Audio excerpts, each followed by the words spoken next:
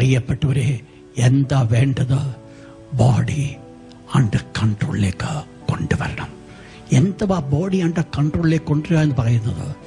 ഒറ്റ കാര്യം, എൻ്റെതായിരിക്കുന്ന fleshly desires ഒന്ന് മരിപ്പിക്കേണ്ടത് ആവശ്യമാണ്.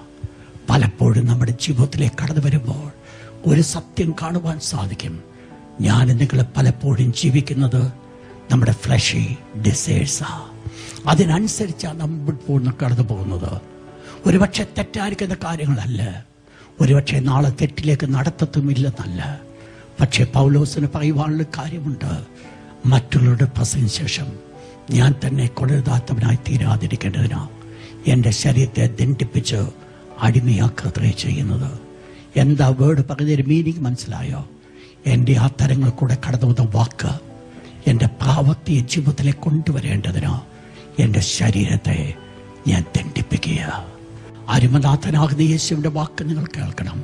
ഒരുവൻ എൻ്റെ പിന്നാലെ ഒരു വഞ്ചിച്ചാൽ ഒന്ന് അവൻ തന്നെത്താൻ ത്യജിച്ച് deny himself.